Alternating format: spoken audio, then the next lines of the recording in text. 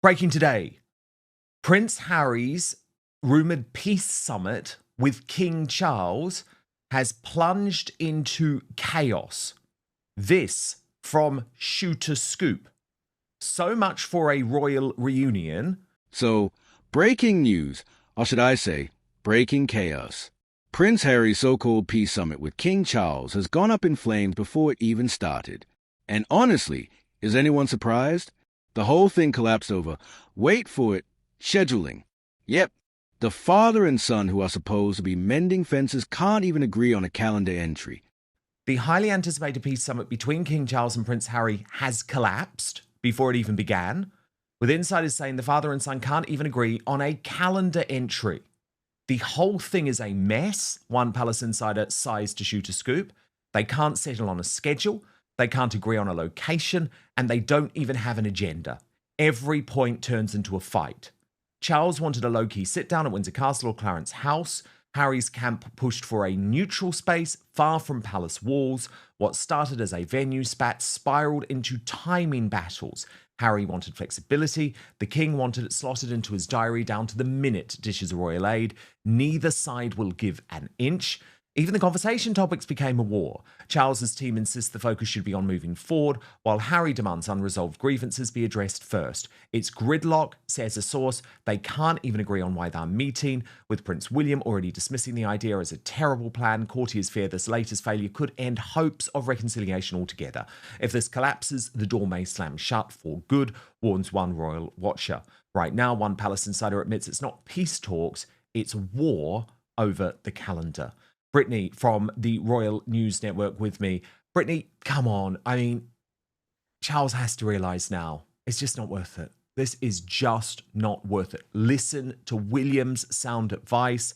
Listen to Queen Camilla's very deep concerns. I don't want him to do this, Brittany. I don't think it's a good idea. Well, this event is supposed to happen. Harry needs to realize that he is the party that needs to bend the knee. Yeah. I think Harry's ego and pride are so extreme at this point because, again, if he has to admit fault, he has to look into the person he let into his life and has become the closest to him. He shares children with, that she is responsible for a lot of the grief in his life, and that was his choice. That's a tough pill to swallow. And Harry, of course, once again, is deflecting. And it makes perfect sense for it to be slotted into Charles's very, very busy schedule to the minute. Harry has the flexibility, Charles doesn't. And so Harry seems to be, at least to me, he's self-sabotaging if this is the case. He doesn't really want the meeting unless it can be on his terms. And that's just not going to be possible. His father has all the power in this scenario, and there's just not a future for Harry in the royal family as a working royal by any stretch of the imagination. I mean, William will definitely see to that. Again, I always say I'm for a personal father-son reconciliation just in the personal context. I think that would be good for both sides, but Harry must admit fault. He has not done that yet. He must admit the vast majority of the strife that he's put on his father, his brothers, his family's life is something that he brought to them, not something that they allegedly did to Harry. But I just don't think he has that in him, Brittany. Do you? I mean, look, if you look at the whole path to this meeting, it's first leaked to the Mail on Sunday via Charlotte Griffiths, who has become the propagandist, the person who Harry's friends leak to, like the new Omid Scobie. According to palace insiders, it wasn't just a date. They couldn't agree on the location, the agenda, or even the point of the meeting. Charles wanted something straightforward, a private sit-down at Windsor Castle or Clarence House. Harry, on the other hand, demanded neutral territory, away from palace walls. That little tug-of-war spiraled into a bigger mess. Charles wanted structure. Harry wanted flexibility. Charles' team wanted to focus on moving forward. Harry wanted to drag up old grievances first. Gridlock from start to finish. And that was a quiet conversation between Tobin Andre, the communications secretary for the King, and Meghan and Harry's new team. But of course, the details were first leaked via Harry's team to the Mail on Sunday. Then all of the speculation continues. Then I feel like he's tried to jump the King into a meeting by leaking the fact that the meeting is definitely happening. to the Daily Mirror. Why do that? Like, seriously, why do that? Unless you're trying to arm twist, pile pressure on the king, who probably at that point had remained non-committal. And then this week, we've had more from the American media about, all of Harry's demands and the discontent and the fact that, he still believes Meghan must be treated as an HRH and family members should be showing her the formal respect of bows and curtsies. It's like, are you mad? If you're enjoying what we're doing here on Outspoken, please consider joining our thriving community over on Substack, www.outspoken.live. You can sign up completely for free, but Substack is so important to me. It is a free speech platform. It protects me from big tech cancellation. Plus, you get to communicate directly with me. Head on over www.outspoken.live, enter your email address, and sign up today. Well, I think some other reporting definitely is just complete BS. I don't know where it's coming from or who thinks they're spinning Harry a good tale there. But the whole thing is just an epic disaster at this point. And Harry is the guilty party here. And he just can't totally accept that because, again, if he accepts that he's the guilty party and he did a lot of his behavior was to help somebody else, in this case, his wife, then he has to look to her and realize maybe some of the machinations and the deceit that she basically manipulated him into doing particular things. Yes, those were always part of his behavior, but he got into a situation where he made some really catastrophically dumb decisions, in my opinion, and he has to live with the consequences of that. And he just can't seem to do that yet. And until he does, I say, don't talk to the man. He needs to own up to his mistakes rather than just going and making all sorts of demands, because this is part of the problem. Harry keeps making demands on things he can't make demands on.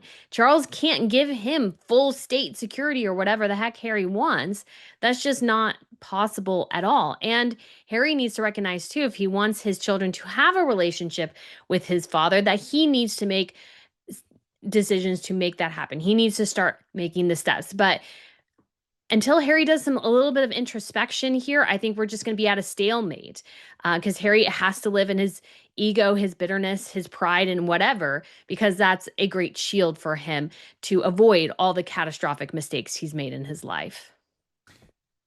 Brittany, of course, there's another fly in the ointment when it comes to this meeting. The death of the Duchess of Kent at 92.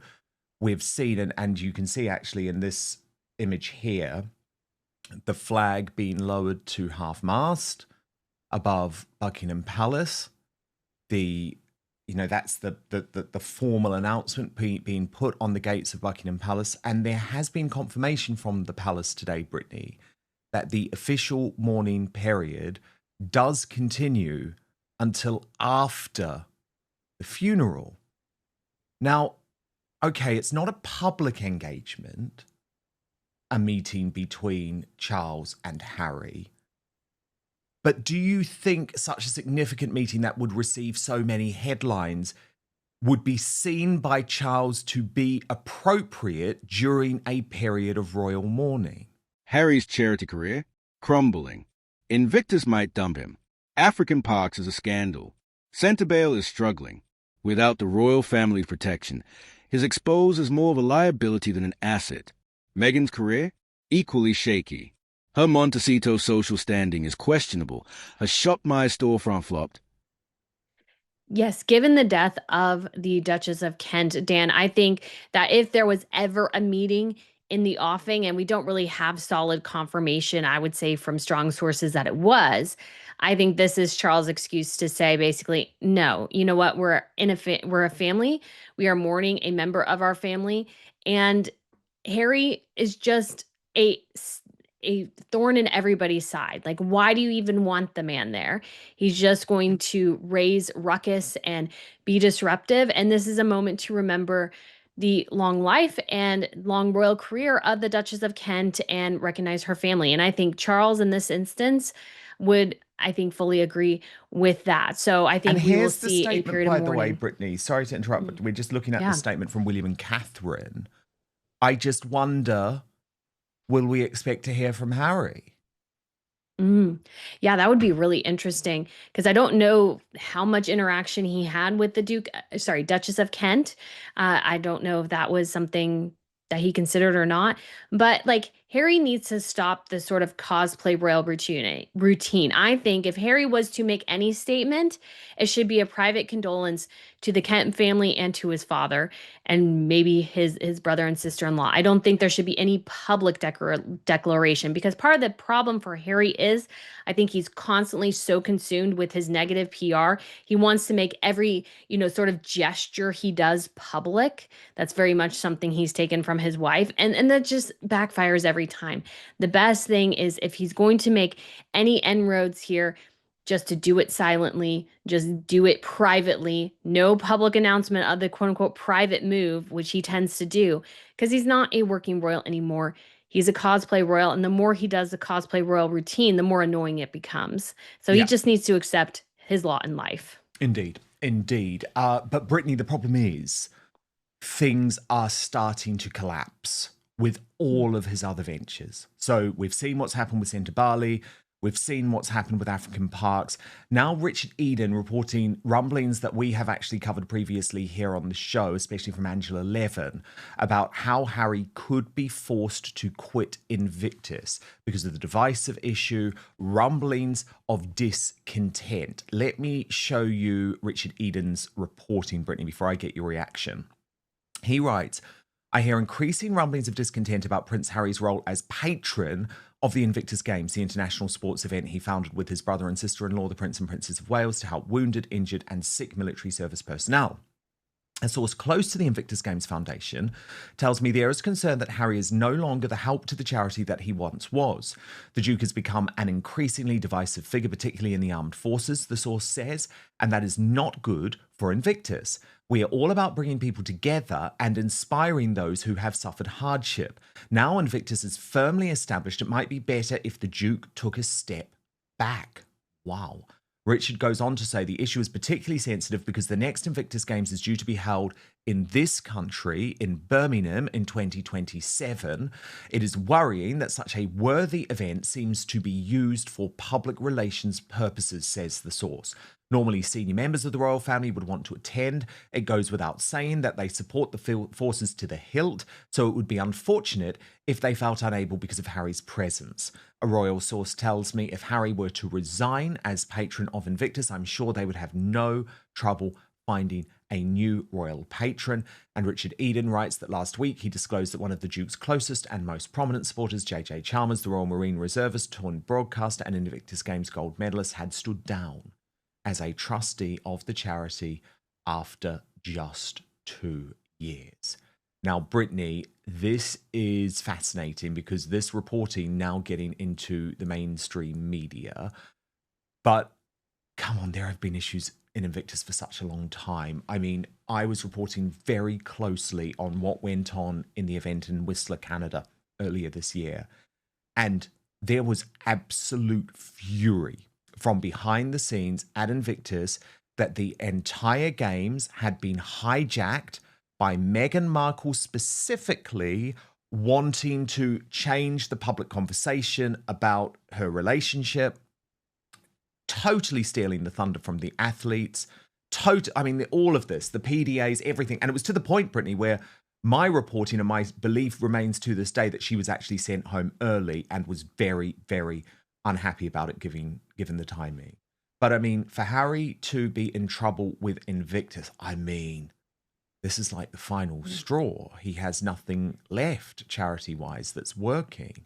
Her brand is stalling, and she keeps alienating the very community she tries to impress. Together, the Sussexes look less like power players and more like a couple scrambling to stay relevant. The irony of all this is that Harry and Meghan's biggest mistake was believing they could leave the royal family and become bigger than the monarchy. They thought Hollywood, Netflix, and Silicon Valley would crown them as global superstars. Instead, their star power has faded. The world has moved on. For Harry, reconciliation with his family might be the only path back to long-term relevance. But reconciliation requires humility, something he hasn't shown yet. For Meghan, building credibility requires consistency, but she's proven she can't stick with anything long enough to succeed. So here we are, A peace summit that never happened, a prince without a cause, and a duchess without a brand. And the royal family? They are carrying on, stronger without the drama. If you ask me, the Sussex saga isn't about reconciliation anymore. It's about survival. And right now, both Harry and Meghan look like they are running out of options.